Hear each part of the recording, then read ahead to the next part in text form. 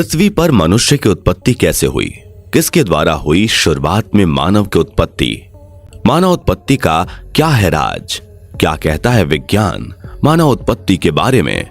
दोस्तों, क्या ये सवाल आपके मन में भी उठते हैं?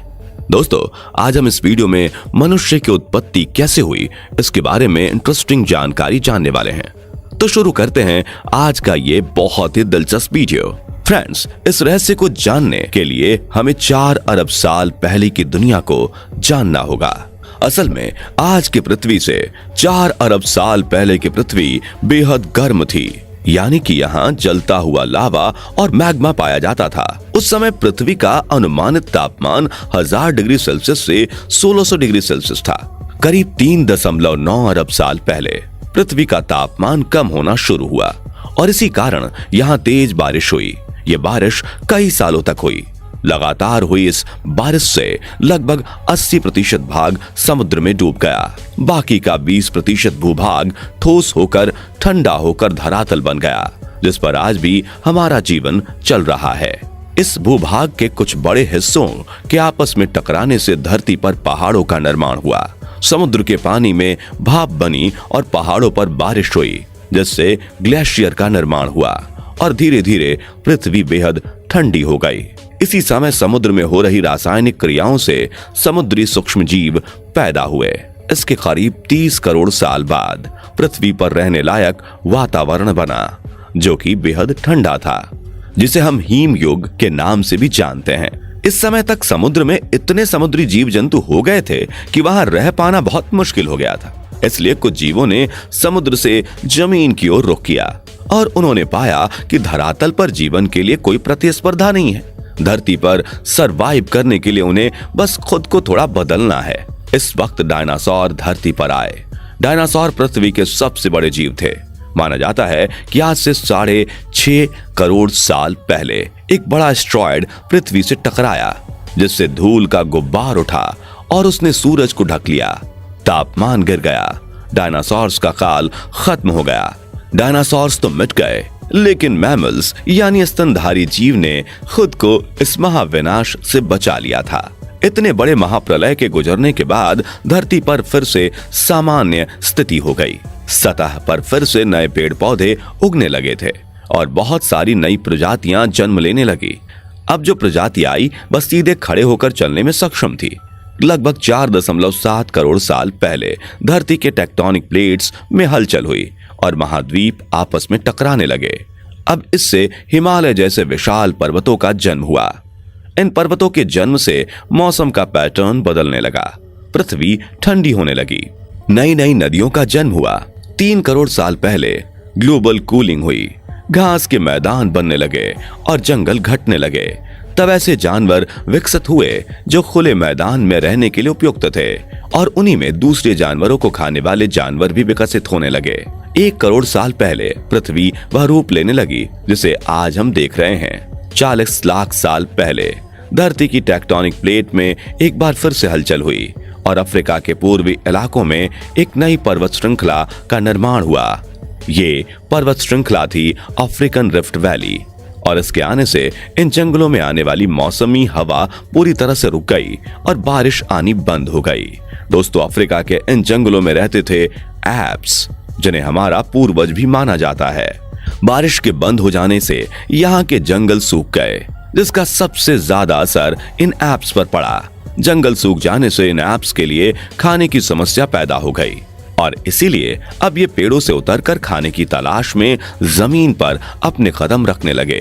इनका दिमाग एक संतरे जितना बड़ा था और इनकी लंबाई 4 फीट तक थी। कई हजार सालों के विकास क्रम के बाद ये 2 पैरों पर चलने लगे। समय के साथ साथ विकास की प्रक्रिया चलती रही और हमारे पूर्वज धीरे धीरे विकसित होने लगे। 30 लाख साल पहले हमारे पूर्वजों का दिमाग काफी बड़ा हो गया था। माना जाता है कि इंसान और एप्स एक ही सोर्स से विकसित हुए और वो सोर्स था होमिडियन। कहा जाता है कि ये प्रजाति हमारे साझा पूर्वज थे। शरीर से ये बंदर और इंसान दोनों ही तरह दिखाई देते थे। ज्यादा समय पेड़ पर रहने के अलावा ये झुक कर चलते थे।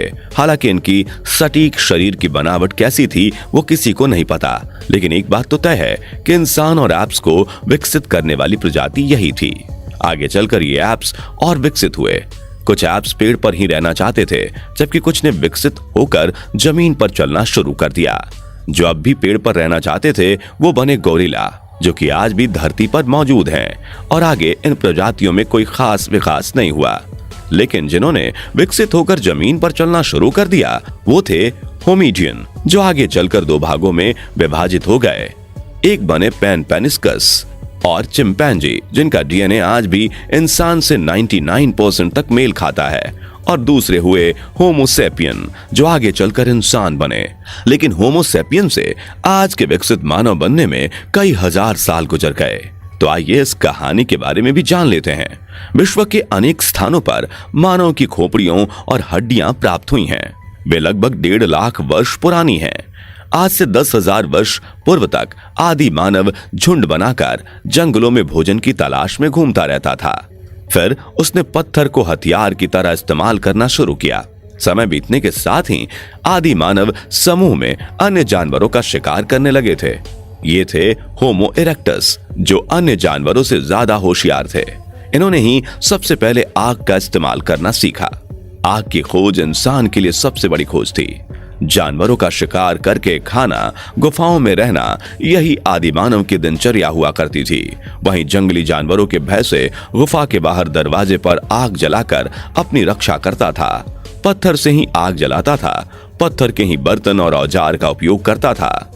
आदि मानव का दिमाग समय के साथ साथ काफी बड़ा हो गया। 2 लाख साल पहले आज के इंसान ने अपना रूप ले लिया था।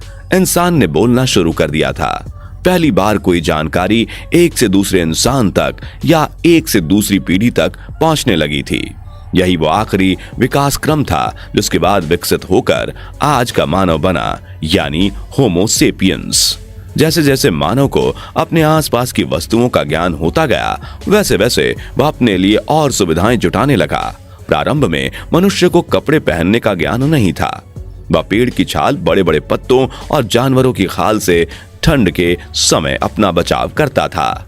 बाद में वह जानवरों को पालना, पौधे उगाना, अन्न पैदा करना आदि सीख गया, जिससे उसका घुमक्कड़ जीवन समाप्त हो गया और एक स्थान पर झोपड़ी बनाकर रहने लगा और खेती करने लगा। उसने कुत्ते, बकरी, भेड़ आदि जानवरों को पालतू बना लिया। उनसे अपने कार्य में सहयोग लेने लगा। धीरे धीरे मानव ने धातु की खोज की। उसने पहिया बनाना सीखा। साथ ही पत्थर की चाक बनाकर मिट्टी के बर्तन बनाने लगा। मनुष्य के विकास का क्रम लगातार जारी रहा और अब भी जारी है।